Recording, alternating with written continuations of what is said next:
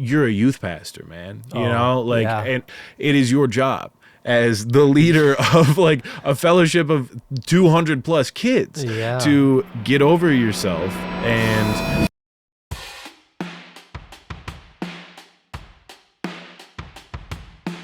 thank you, everybody, for joining us on the first episode of the Road to Reconstruction podcast.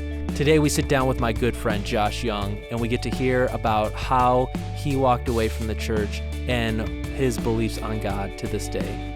These are some of my favorite episodes to do because I feel like we get an inside scoop on somebody that have left the church and try to understand their thought process from it. And if you're a Christian today, I really encourage you not to get defensive or try to just think to yourself on how he's wrong or something like that. But I really just want you to hear his perspective of things.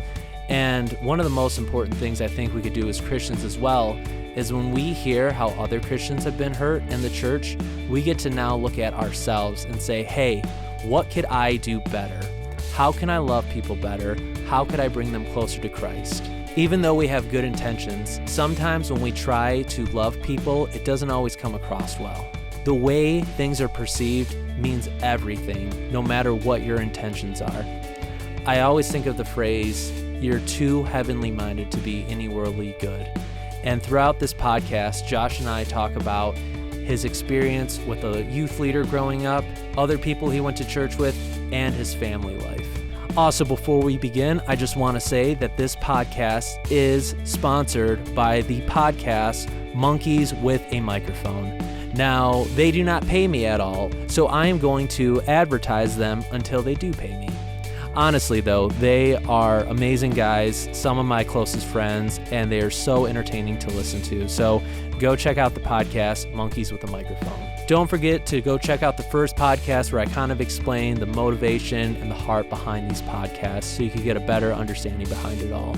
Today, my guest is an ENFP on the Myers-Briggs test, a 7 Wing 8 on the Enneagram test. He has a large vocabulary and an even larger way of living life. I introduce to you, everybody, my good friend, Josh Young. Enjoy the beginning of this as we talk about how we first met. I do think it was super cool how we met because it was just super divine. Like 100%. It was one of those things, like, as someone that's like producing in music, like it's like one of those things that just like never happens the way, like, you have it in mind of how you want it to happen, but it never does, where it's like you go to a random show, you meet some really cool guys, they make incredible music, they are interested in working with you, and like you work with them and everything is like flawless. Like that, man. There's like a 1 in a million type thing. So like you guys are like, I don't know if it'll ever happen again with me. So I'm thankful that it happened with, yeah. Well, no, that's incredibly kind. Yeah. And I mean, it was the same for us. It was such a weird divine thing, if you will, to be there in the first place and then to have everything that night that did happen. And we recanted this. So as I mentioned to you, we did our first ever podcast 2 days ago, which was a blast. I've always wanted to do a podcast. We were recanting the origin story there, and oh, nice. It all started with a laptop, and we spent a lot of time on that podcast trashing Newegg. That was a refrain because I was just like, "Screw you, Newegg. I hate you." But it was also the reason why all of this happened, because I saved up enough money to get a new laptop. I was really excited for it. I was like, yes, I'll be able to record all the music I want to, play my little video games, and use it for work and all that. I'm at my friend's house, going on Newegg, find the laptop that I want, go to order it. It will not process. Like, no problem, I'll try it again. Oh, wait, really quick, Newegg is like a website. Yeah, to order like laptops and stuff like that. Okay, like, gotcha. I thought you were referring to like a band or even possibly the inflation of eggs right now. We'll get into the inflation of eggs later on in the podcast if we're lucky, but no. This is a website. Excuse me, cannot for the life of me order this laptop. I have practice with Chase a little bit later. The second half of the Camino Kid Hive Mind, as well as our, well, I mean, there's 4 quarters, I suppose. Chase and I do a brunt of the songwriting, but then our bassist James Popick and our drummer Draven Whitaker are some of the most incredible musicians and guys that we've had the pleasure of meeting and having a band with. They're the best. But at this time, it was just Chase and I. I go over there, and we're supposed to practice. I cannot get this laptop out of my mind. I cannot. I'm like, man, I'm so sorry. I'm so sorry, Chase. I know we need to be working on music. Can we please just go to Best Buy and get this laptop so I can get it out of my mind? And he's like, yeah, man, no problem. Absolutely. Because of course, he's Chase, the just sweetest the man. nicest, Yeah. See, it's catching up with me. No, so anyways, we were at his house. We go to Best Buy looking for laptops. I see an employee, and I go, excuse me, sir. Was he handsome? I mean, like a young Brendan Fraser in The Mummy. I mean, we're talking Tom Cruise and Risky Business. Like, Woo! Dang, man, boy. this man was, is, and will be fine. You know, just by your quick description, that kind of sounds like a guy named Daniel Hassel. Oh my goodness, you know him. Yeah, I Oh my do. goodness, young Dan. Yeah, it was Dan Hassel. Wow, no way. And Chase and I both had a weird connection because Chase used to work at that Best Buy, and I don't think he worked with Dan, but they knew who each other was. And I'd known Dan from high school times. He was somebody that would be in certain friend groups. I was a homeschool Christian kid, which we will get into in depth, I'm sure. Oh, 100%. Dan was also homeschooled, and so I knew him from that kind of circle, and it was just like, Dan? You know, it had been like probably 4 or 5 years, and saw him, and we just start chit-chatting and all that. He got me a great discount on that laptop, by the way. Shout out to you, Dan, many times. Hey, let's go. Let's go. And started talking about music. We mentioned, hey, you know, we just started a band, and one thing led to another, and he's like, hey, you guys want to play a show? This is a Tuesday, by the way.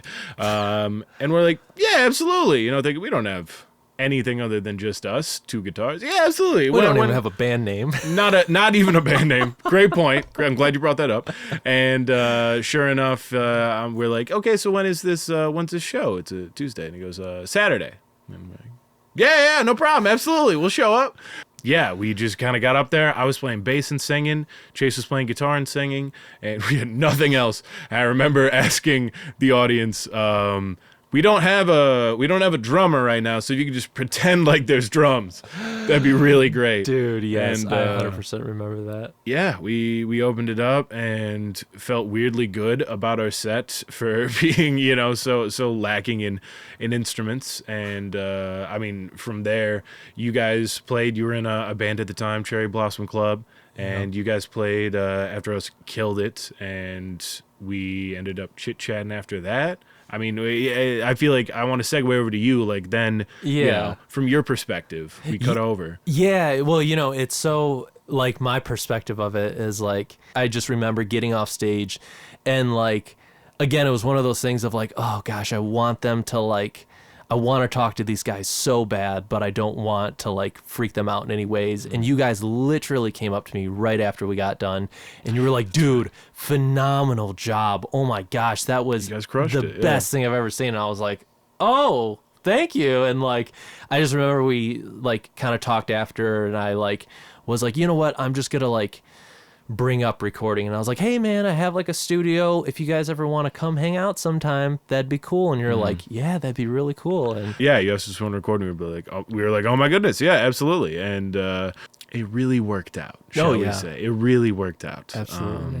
And man, the rest is history. Dude, it really is. Yeah, I remember you guys being over and like just me trying to like kind of get to know you guys. And I remember I forget how we found out that like you're passing like church. I think you brought up like, oh yeah, I went to Oak Point or whatever. Yeah, I'm sure. Yeah, I feel like I mentioned that I was homeschooled in 80% of the conversations I have with new people anyway. So I'm sure I said something about being Christian homeschooled, and yeah, you asked about that, and yeah, Oak Point was the high school social environment that I had at my disposal. Yeah. Would you say non-denominational? Like, I was raised Baptist and then non-denominational, which, as I've said to you, I call secret Baptist, which I think is a hilarious joke for people who know what that means. Yeah. Absolutely. It's just like, yeah, we're Baptist, but we have bouncy houses on Wednesdays. We give away PS5s That's during right. our purity events. Yeah, we have a Tetris arcade machine in the youth center. Dude, no, my church, they used to have freaking Rock Band. You had Rock Band? I'm jealous. Yep. It was Yeah. amazing. So tell me kind of your story about growing up in church and what that was like from like start to end type thing. Born in Livonia, moved to Farmington Hills when I was 5, when my youngest sister was born. My earliest church memories are of my dad being the worship pastor. He was the worship pastor at the churches that I grew up in up until high school when we started going to Oak Point.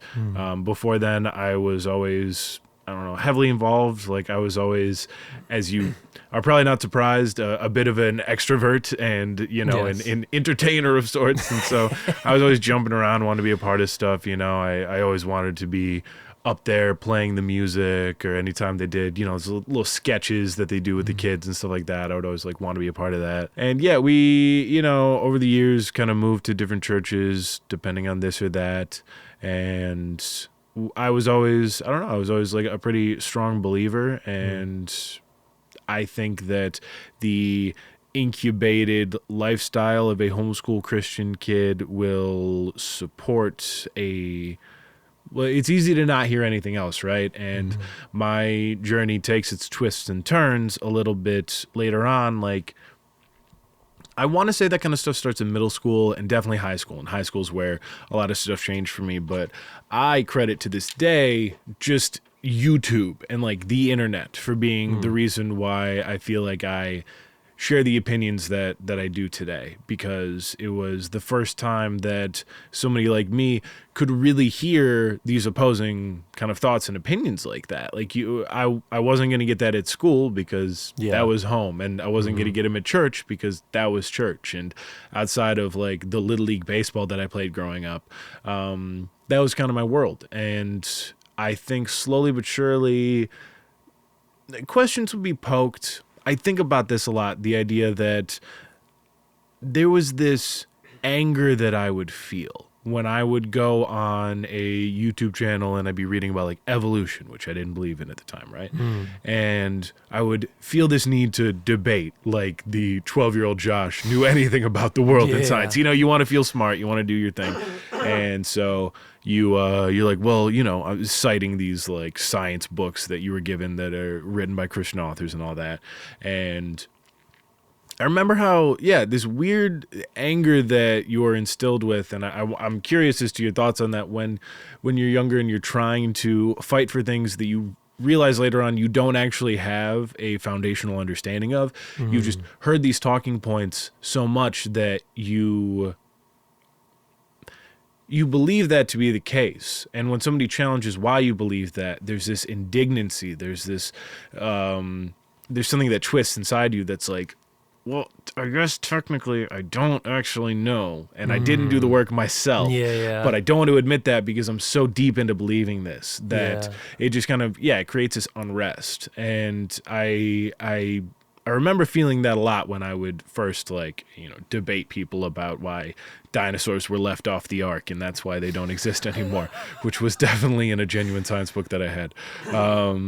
And it was my dad, believe it or not, who started reading from this author, Rob Bell, who you might be familiar with. I'm not sure. His first big book was called Everything is Spiritual. He had this long video presentation. He did that. It was like an hour-long presentation that we watched, and then there was this whole book that was the first time that it questioned everything that I had believed in while not throwing out everything I'd believed in. And that was what was interesting to me. I still remember little bits and pieces from that stick with me.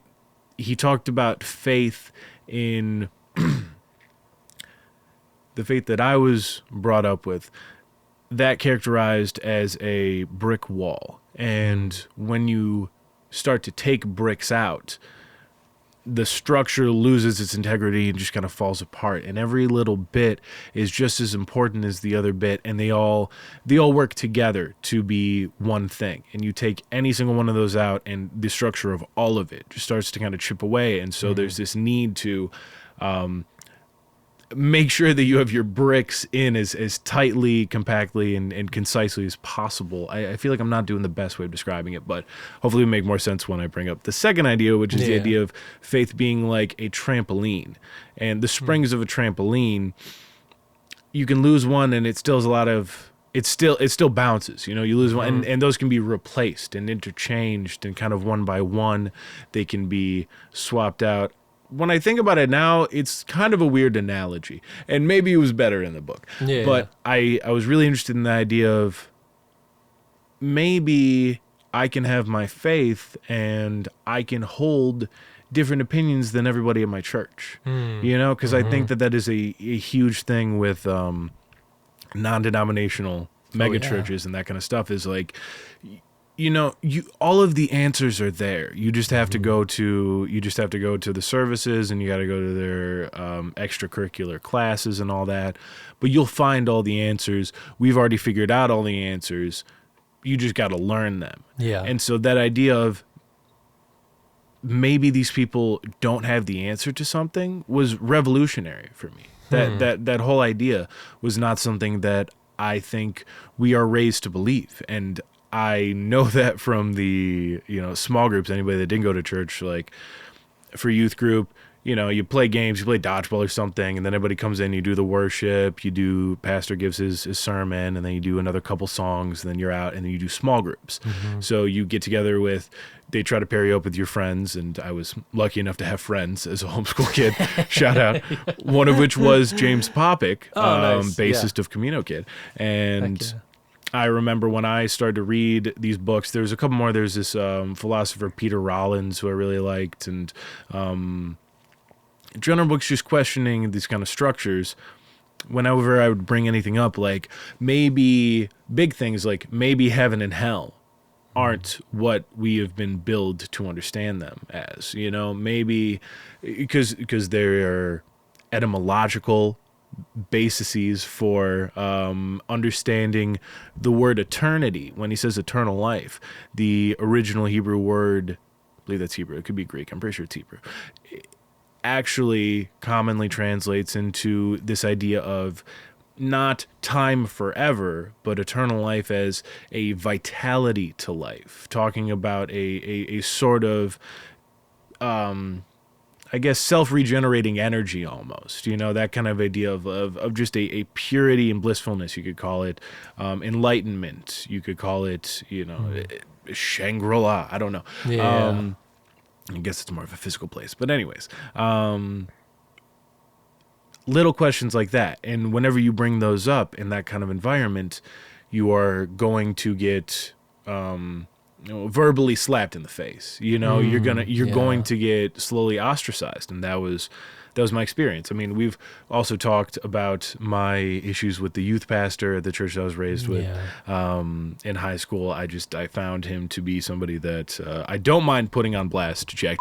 I actually don't, and I really hope you keep this in. And I won't say that that's a man with an evil intentions or anything like that, but I think he was a really damaging leader to a lot of young impressionable youth. I think that he cultivated an environment that played favorites, did not use opportunities to actually lead or guide in times that he could have with me personally, and I know that he spent his time talking to the popular kids, and it made it feel like he was cultivating a public school kind of vibe, those cliques. Like it was a very cliquey youth group, and every large group of people is going to develop their cliques, sure. Yeah.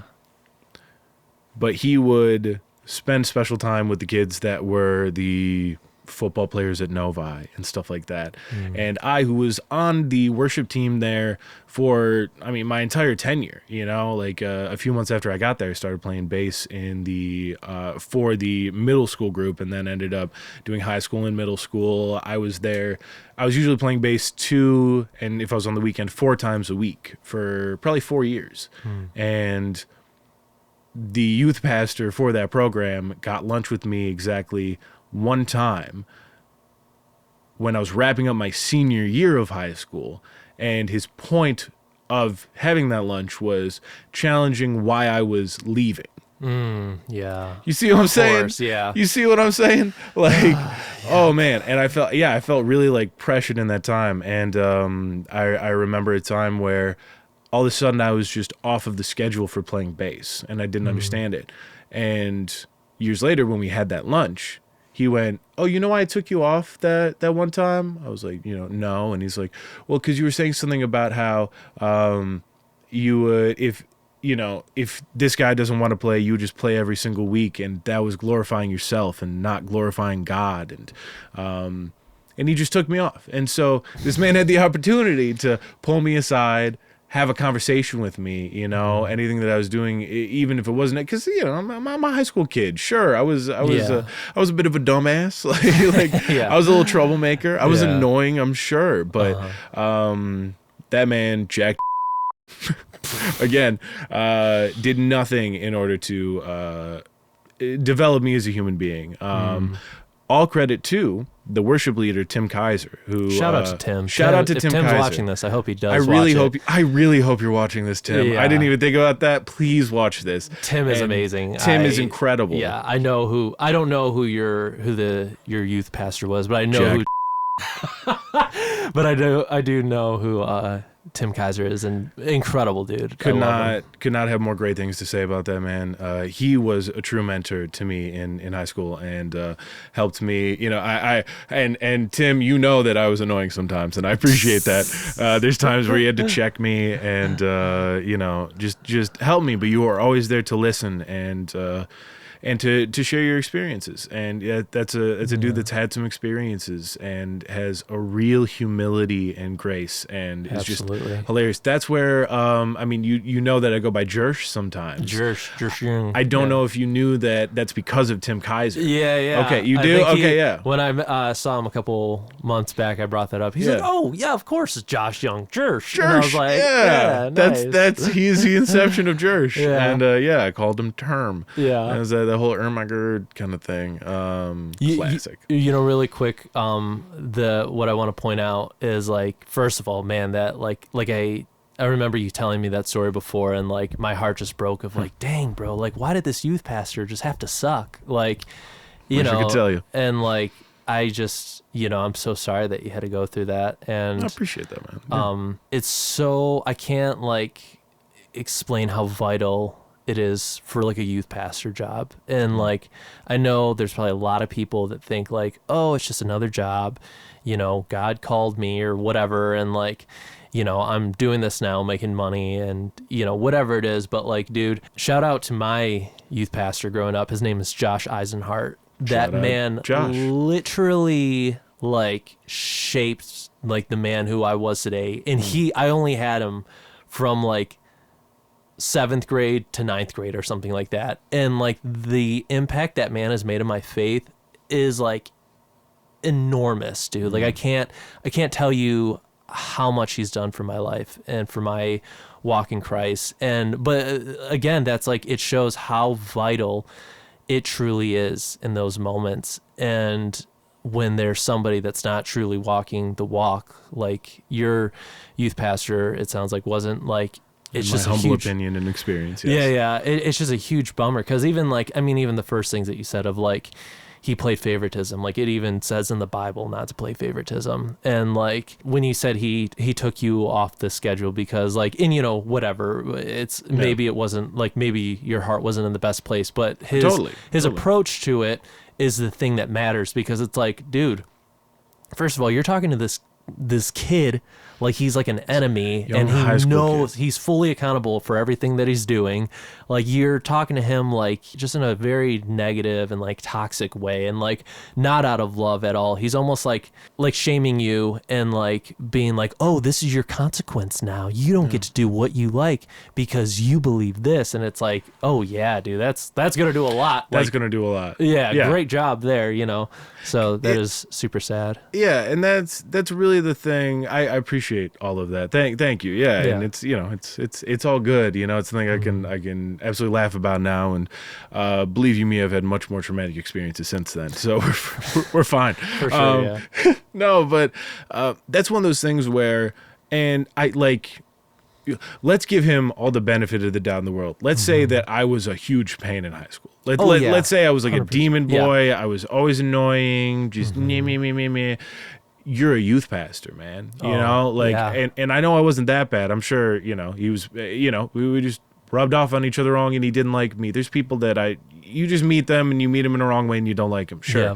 it is your job as the leader of like a fellowship of 200 plus kids Yeah. to get over yourself and go, bro. to challenge the person you are if you feel challenged by that interaction. If you feel somebody that is, if you got a snot-nosed kid, it is your job to say, how can I do my best to help that person? Oh yeah. I can't name you 100%. one time that he thought of me and came up to me and like tried to help me. It's not like he was like coming up and being like, "Oh, can I help you with this?" And I was like, "No, I'm gonna play video games." Oh, Battlefront like, 2. heck off, Jack. Like, no, man. Like, Yeah. I was a dumb high schooler, but Yeah. I truly believed in God in the way that church did at the time, and was doing my best to like, I wanted to be a leader. I wanted to be somebody that was,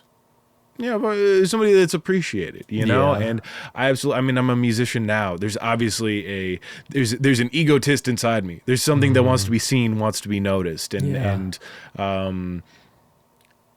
no matter the, I don't know. I just want to harp on no matter the intention, and I don't want to absolve myself. I don't want to like say I was this perfect kid and he was this mean person. 100%. I was not a perfect kid, but I really did try, Yeah. and I could not name a time where I felt like he was truly trying with me. And so I think that this mix of leadership I did not care for, to put it kindly, Yeah. and me finding this resonance with these new ideas and then seeing those get challenged, seeing all of the pushback and starting to be a little not fully ostracized by my friends, but questioned and start to feel like, we started having different conversations. I remember having a conversation with one of my friends about how I didn't see homosexuality as wrong. And well, in the Bible, this, well, in the Bible, that.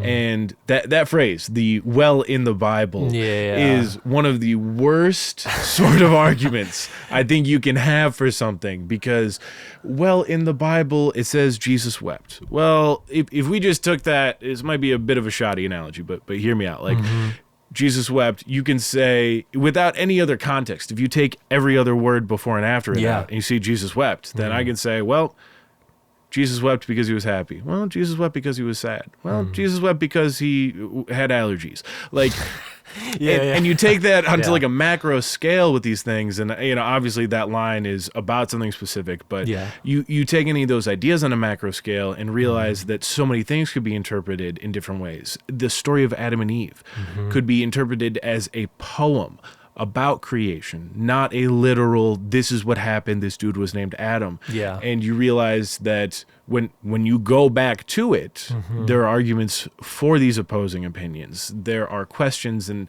for me, that's where it all started to unravel. And I started going, oh, okay, well, again, maybe things aren't the way that I was always told that they were, and maybe I can still believe in something while having these things challenged and changed. That's what got me kind of down this road, because I don't think you can go from fully believing in something to on a dime. That doesn't happen in a day, and that's why a lot of conversations aren't fruitless, but your energy can be fruitless depending on how you channel it when you're trying to have that conversation. 100%. You know what I mean? The thing that's so interesting to me now, I was listening to a Joe Rogan podcast the other day, and it was like this guy, funny enough you say that, was debating on gay marriage and why he thought that it was wrong or whatever. And like whether if he said anything that like I agreed with or like disagreed with, like the way he went about it was like horrible and like debated it in such a way that it was like it drove me crazy. And but it made me realize of like it's not about saying like, oh well, like this says that, so like it's right. Like I don't think it's about where your source comes from, but I think it's about why you believe it. So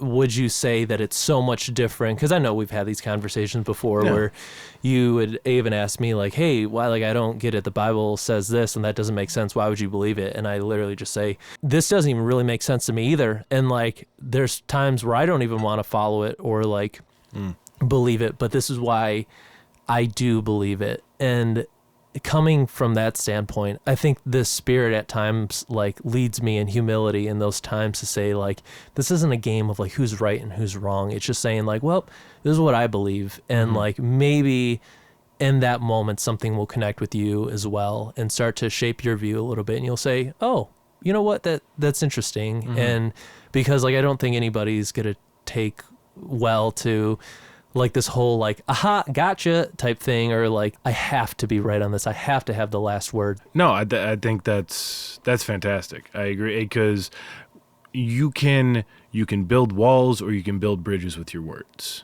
Those are the two things. Amen, brother. Yep. And yeah, and that is so much of having those conversations with people. Often you are trying to help, but you are really, if you realize it, if you look at what you're saying, you're building walls. You're saying this has to be this has to be that. That is absolutely what I appreciate and will forever appreciate about who you are as an individual and your faith, is that Thanks, man. you are always trying to build bridges. And I mean, I have talked about depraved things with you and felt so comfortable doing so.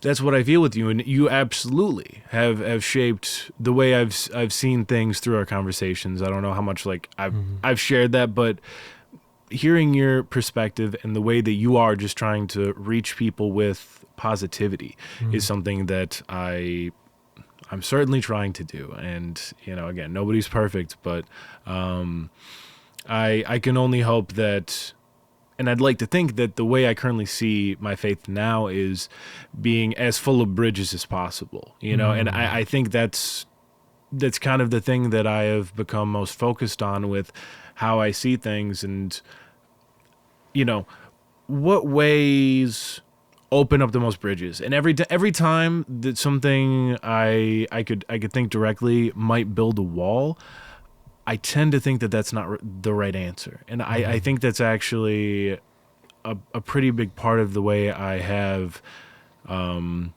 cultivated, curated my mindset and my belief structure is, if I'm building a wall here, if I'm gatekeeping, if I am making somebody have to do something in order to connect with me, then we've got a problem here, because because you just create your own feedback loops and you create your own realities, and that's a whole other trippy conversation we can have about what, you know, what is that reality, you know, because we are always living in different ones. But whatever I can do to immediately connect with people the most and make them feel heard and understood and not ostracized. Oh yeah, absolutely. That's my bread and butter, if you will. Yeah, no, dude, I love that so much, and I'm so thankful for your heart, man. Like you've done an it's a very Christian thing to say, Alec. I'm so thankful for your heart, bro. No, I appreciate that, and it's likewise. Absolutely. I mean, like Tony and I, we love you to death, man. We love having you around, best. and you're like, the best. and I hope that, you know, any Christians today that might be listening to this, like, I hope that they can understand that there is so much more joy when you kind of like put down, like, you know, these walls type things, because I think that there's a lot of people, and I know a lot of people out there, I'm not going to name them off right now, but I feel like as Christians nowadays, we've fallen into this trap of like, this is the truth, I believe it in the way that I glorify God is going to people and just like absolutely shoving it down their throat. And I've been guilty of that before. And I know how it doesn't play out well, and I think people think that that's like what glorifies God the most. And we're kind of doing the opposite. I think we're doing more harm than anything. But I think the whole point is just like my heart behind like doing these podcasts and stuff is I wanted to take a quick break really quick to talk about our Patreon. So for just $5 a month, that is a cup of coffee a day, you not only get the extended versions of every podcast, but you get to see the podcast before they even come out. So the extended podcasts, all these podcasts run a lot longer than they usually do. So you get to see the extended cut that are unedited and to see all the extra stuff that we talk about. Not only does this help my ministry out financially, but you get to see all the behind the scenes, all the extended cuts, and you get to watch the videos early before they even come out. Also, if you're listening to this podcast on Spotify or iTunes, please give it a 5-star review and leave us a comment because that always pushes our podcast up further and further in the charts. Also, subscribe to our YouTube channel for these podcasts are live video. So if you are listening to them, just know that you could also watch the podcast as well. Thank you everybody for watching. Back to the podcast. Tony and I did a course called Emotionally Healthy Relationships. And one of the first day of the devotions was talking about how like Jesus sat and ate with like the sinners and the tax collectors and the Pharisees and all of that. Yeah. And like in the point of saying that is like oftentimes like we have conversations with people that are just like this one-sided monologue. That's the last thing that I ever want to do. Like and it's pretty much telling us like, be open-minded, be like open to like talking to people about stuff you don't believe in. And like, obviously at the end of the day, you're always going to believe in Christ and the Bible, but like be open-minded to like other things that aren't always like so set in stone. So like, I don't know, that's just my heart of like trying to do this as well. And the last thing I want to say really quick before we move on to other things is like, you're talking about your youth pastor and how you feel like he, really affected you negatively. And I don't know if he'll ever listen to this podcast, but check. whether if it's him or just other Christians that might have been in the same boat, that's like, because again, I'm in the same boat where it's like I've done things that have pointed people away from Jesus, even like to the point of hating him. And it's like, those are the hardest times to take accountability for yourself and be like, man, I really missed the mark. And like, this is just kind of a part of the journey and part of grace, and like repenting of that and be like, God, change my heart. Help me to love others better. That isn't the way that I thought I was just loving them just now, because obviously that didn't work or help type thing. So like that is my encouragement for anybody that's listening today that's like, it might be in that same boat, is like, hey man, like we get it, you messed up, I've messed up too. Like, man, see, I just challenge you to repent right now and to like try to see things from a different perspective, and like not to be like, well, that person's not a Christian anymore, so they're the problem, or whatever it is. Like, no, exactly what you're doing right now is the reason why this person doesn't want to go to church anymore, whatever it is. So yeah, man, yeah. First of all, absolutely every episode should be Alec wants you to repent from blank.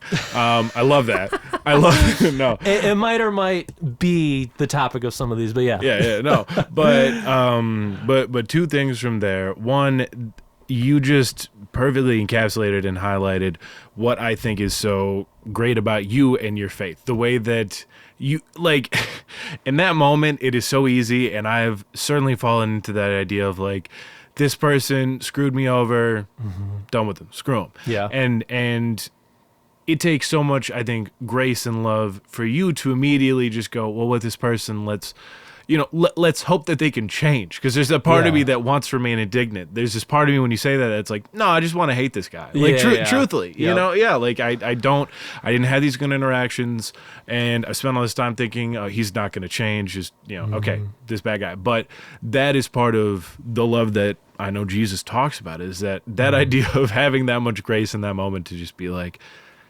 but I hope that you understand that you did hurt somebody, but that it's okay. And I do that is the impact that you have on me, is you make me want to go, yeah, I do want to tell Jack that,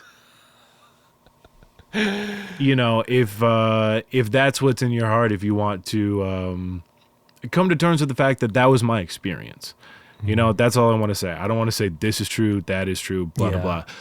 Appreciate that that was my experience, and you know, apologize, because I do think that my experience was worthy of an apology, which I wouldn't say to many people, frankly. You're in a special category. I really don't do this a lot. That, like, you know, I'm open to having that conversation, and I shall not harden my heart any more than I need to. And then the last thing is, you just made me think about the fact that tax collectors get a really bad rap in the Bible. Let's talk about this for a second. They're lumped in with sinners and Pharisees. They're just doing their job, man. Like, they are eating government cheese. You understand? Well, no, they're not eating government cheese, but they're working for the government. And, like, I'm not saying that bureaucracy is good, right? Just imagine working at H&R Block. Oh, my goodness. It's a sin to work there, exactly. essentially. Yeah, and you're just lumped in with sinners and Pharisees, getting off work in your clip-on tie, into your Toyota Camry, like, just knowing that you're gonna burn forever. That's not cool, man. Tax collectors, you're just doing your job. I appreciate taxes. You know, we need infrastructure. We need roads. You know, and we can debate about where those taxes are going or whatever. Taxes make sense. There's a reason why they've been around, and again, we can, you know. They're doing nothing wrong. Tax collectors, they're just trying to make a buck too. You know, somebody's got to do it, and I just want to give a huge shout out to tax collectors right now. I hadn't thought about tax collectors in forever, and then you said that, and because originally I was going to ask, okay, which one do you think I am? Do you think I'm a sinner? Am I a sinner, like, a Pharisee, or a tax collector? It's like the whole, like, marry, kiss, F1, or like that thing. Like, all right, which one am I associated with? Yeah, these Sinner, three people. Pharisee, or tax which collector? One's the sinner? Which one's the Pharisee? Which one's the tax collector? Bro, all right, meet Chase Draven right now. Right now. With right the now. F, marry, kill thing, or the sinner, and then the F, marry, kill. Oh, man. Sinner. Oh, okay, we'll do it. Sinner, Pharisee, tax collector. I'm going to put Draven for the tax collector, because he's just here to show up and play drums, and he never got his $100 that he was supposed to get. Okay. I put a post on Facebook asking for a drummer for the show and offered them $100, and then our somewhat friend Draven responded, and that's when he we kind of knew him at the time, and he responded, and he was like, "Oh my goodness, I'd love to play drums with you guys," and we were tight, and so I just didn't say anything about the $100 because I kind of thought it was off the table, which was like, he never asked for it and still has it. It's a joke now, but that's why he says it. And moving on to our next one, I'm going to throw you in the category of Pharisee, because I'm going to say that you have to repent, because you're on this show saying, oh, man, hey, this Jack guy, he's doing a lot of things. I think he's an awful person. How could he ever do this? But how much different are you from never owning up to your promise? Man, okay, hit me hard over the head with that truth, Ella Garnica. Go ahead, see You're going to have to repent, Josh. You're going to have to repent. You're just lucky I'm not a sinner. That's all I'll say. Back into the church. Let's go. Talk, if you don't mind. Yeah, absolutely. Yeah, like, how did you feel as you started having more questions and people are kind of looking at you like, dude, like, what the heck, man? And what did that transition look like of you kind of, like, stop going to church? Was it like a slow burn, or was it kind of like you were just kind of done one Sunday type thing? No, yeah, it was absolutely a slow burn. I also, sometimes I forget that I played bass in another church after Oak Point, after high school for like a year. Just playing the C note. Yeah, just playing the C note. Didn't ever go anywhere else. Yeah, once a weekend. No, Life Church. Oh, in Canton, They opened up a second Life Church, right? Oh, all right. I was a part of that. So their worship leader, he was a great guy, Alex Rahill. He was really cool. Nice. He was a bit of a mentor for me for a little while. Really, really nice guy. I played bass with that and did that for a little bit, and that was all happening. Like, that's the like top layer of the life that I was used to, and then underneath that, this is around 17, 18, so summer of 17. I leave Oak Point, end up losing the majority of the friends that I had because they were all Oak Point cats, and you know, it was, again, going back to that kind of idea of walls. It is a you are either in or you are out culture that is cultivated from evangelical based practices. You know, like I think that that's just another huge issue with the sales-based economy of religion, is the idea that you are either in or you're out, and if you're out, then, you know, well, maybe we can get you to come back to church and then we can hang out with you. Yeah. But subliminally, the idea is, I can't be your friend anymore in the way we were because you think differently than myself. You know, it's that idea of, okay, well, we're not, I have to keep you at a distance, which to me is the most backwards thing, not to go too far on this tangent, but the idea that, like, we don't share the same beliefs. So I have to emotionally keep you at this distance where I can't let you into how I really feel. I'm just going to talk all the time about trying to change the way you really feel. You know? Yeah. It's that I'm not going to take a risk here, but you are. Yeah. And all of the ways that we kind of engineer people into feeling these emotions and stuff, that's yet another conversation about how those things are designed, and like winter retreats and having the big night where everybody comes to Jesus and all that stuff. It's like it irks me the way that you can genuinely manufacture some of that. But dude, I like, depending on how you see it. It's one of those things where, like, I hate it so much, and I, like, just know that you're not alone, and, like, you're not the first person that's ever happened to. Not validating it at all, but it's just to say, like, dude, what the heck are we doing as the church? And, like, because I remember the first time, like, I left a church, it was like on bad terms. That's exactly how I felt. Is like, and that's the thing that's crazy. It's like, I still love God, I still love Jesus, but, like, it's like no one's going to reach out to me at all anymore. And it's very heartbreaking. And, like, there's so many excuses of, like, oh, well, you know, like, it's just people get busy, or, you know, you only see people, like, you know, when they're at church. And, like, I get all that, because there's people that I don't see as often as I'd like to, because we just have separate lives, and, you know, we're 28 and we're doing life or whatever it is. But, like, in my experience, the one phone call that you get from somebody after leaving a church, whether if it's you as a Christian making that phone call, is like the most important phone call I would argue that you possibly can ever make, because it makes such a huge impact in that person's life to say, hey, I noticed, like, you're not going there anymore, and I wanted to just call you and, like, be there for you, and, like, just hear you where you're at. Like, and I'm sure there's probably Christians out there that's like, oh, well, who has that time, or who wants to do that, or blah, blah, blah. It's not going to change anything, whatever it is. But it's like, dude, whatever you think, like, no, like, those are the times that the Spirit is going to move the most.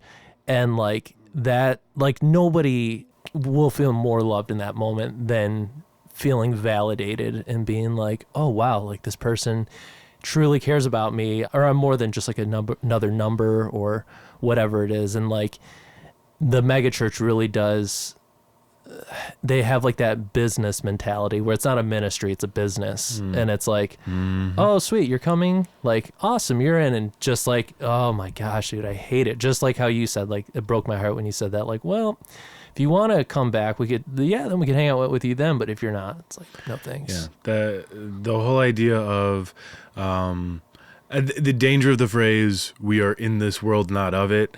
I appreciate what that sentiment is trying to relay. But in general, like, I remember specifically times that we were told, like, okay, you know, your inner circle has to be Christians. Your closest people in your life have to be Christians. And anybody else, you've got to keep them at an arm's distance because it could tamper with your faith, right?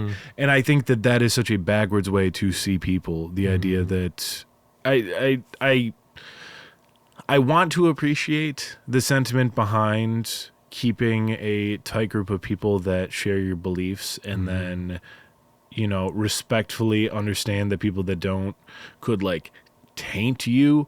But I just don't think that's how people work, man. And I think that's still part of even saying that, I realize how much that thought process is so deeply embedded into my pathways of thought. And I don't think I think like that anymore, but I think that I found myself so quick to almost want to defend that idea because that's so heavily imprinted upon us. And I don't think that's how we are supposed to see people. I think that if your best friend can't share a different form of faith than you, then what is that saying about the connection that you have? This connection is reliant on something. You need to have this. It's transactional, Yeah. It all comes down to this transactionality of it, when in reality, Jesus asked, well, depending on how you want to see it, Jesus asks you to be you. And there's all these ways that you can be a positive influence and you can be a negative influence. And that's what I'm interested with when it comes to Jesus, that idea of he said to love other people and not be a dick. That was the majority of his message, and other things about heaven and hell, I think that they can be translated different ways, and that's a whole other conversation. But at the end of the day, that light, are you sharing that light with somebody, or are you sharing your thoughts on what the color blue is with somebody? Not a perfect analogy, but I hope you know where I'm going with that. The idea of like, there are facts, quote unquote, subjective facts that we can agree on. Yeah. And those can build a basis around stuff. But at the end of the day, what are you doing for my life? What am I doing for your life? And does that need to rely on how we see religion or faith or understand what is greater? Or are there different ways to appreciate the same thing? Yeah. And that is what I have found myself getting to a place of. I think that there are a lot of different ways to appreciate the same thing. I think that we appreciate very similar to the same things as far as how we want to treat people, what we think is the best way to spread love and joy. I think that yours has a name to it, and I don't think mine necessarily does. And there's plenty of differences from there. And I've gone a little bit wiggity woogity on this tangent. Yeah. But, no, it's awesome. Yeah. But I think that matters so much more to me than, oh, you're also a Buffalo Bills fan? I think that's the best way to put it. Yeah. Like, okay, so you're also a fan of this sports team, that tribalism, Yeah. We remove tribalism. There should be no tribalism when it comes to relationships, when it comes to connection, obviously we're built to make those kinds of connections, but when we're able to see outside of that, you get too far into your tribe, it's a feedback loop.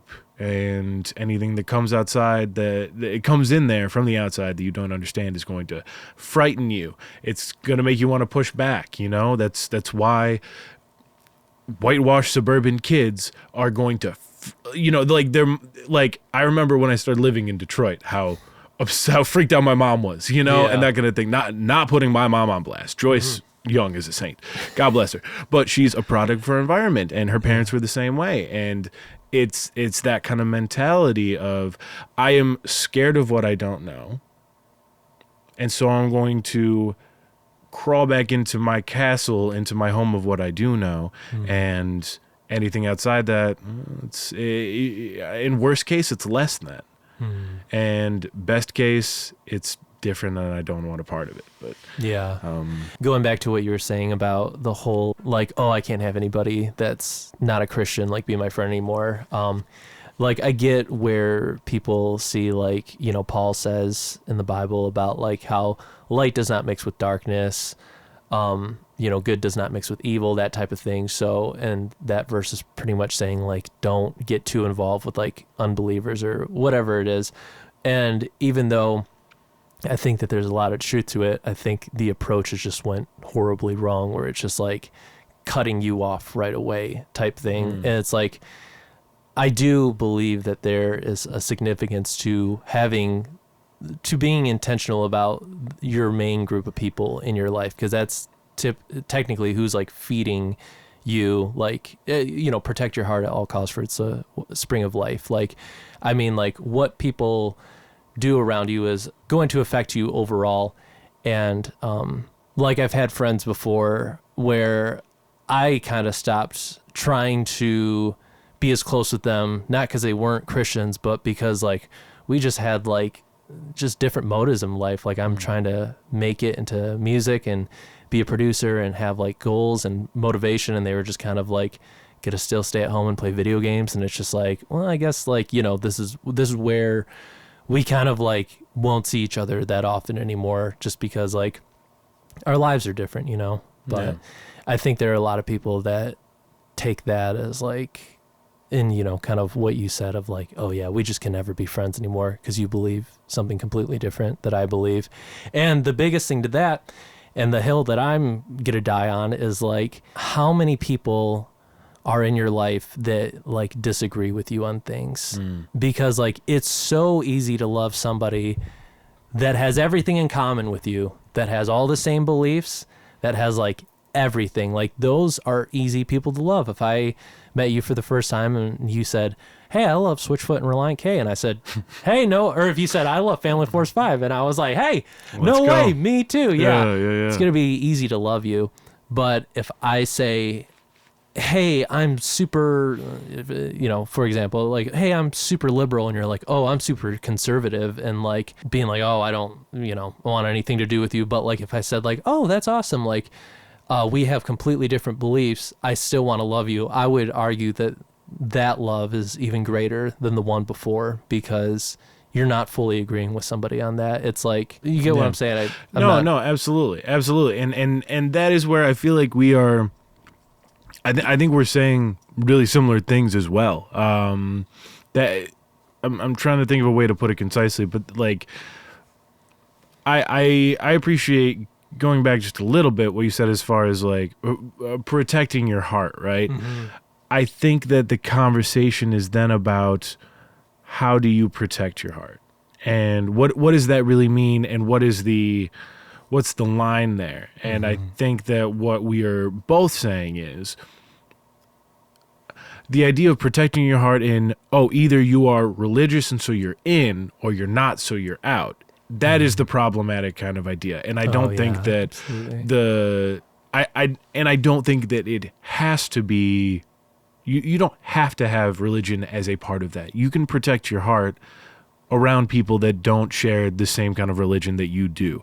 And if you want to protect your religion, then you can't. But what is more important to you? Getting a little wiggity-wiggity, but I think kind of your heart or your religion. And can your religion withstand the overwhelming power of following your heart in a positive sense? Like, are you able to see the world through your faith in a way that actually does resonate and coincide with what you feel is the best way to treat people? And I think that's a decent way to explain how I feel like I've gotten to the place where I'm at now, where I found all these ways where religion told me one thing and my heart told me something else. And I get why that would sound sketchy or suspect to somebody who is, if there is somebody that's like questioning their faith and they go to that, well, we can't just trust ourselves. No, but there's something in me that always said that homosexuality was okay, for example, and denying that part of religion, accepting that part of what I felt was morally right, has allowed nothing but more love and positivity within myself as well, but within the world and with the people that I'm around. These walls that we create just, they keep people out. And that's kind of where I combat and where I find religion can be unsavory, in my opinion, is in places where you have to dig in your heels for the sake of religion when you could be loving somebody. Yeah, absolutely.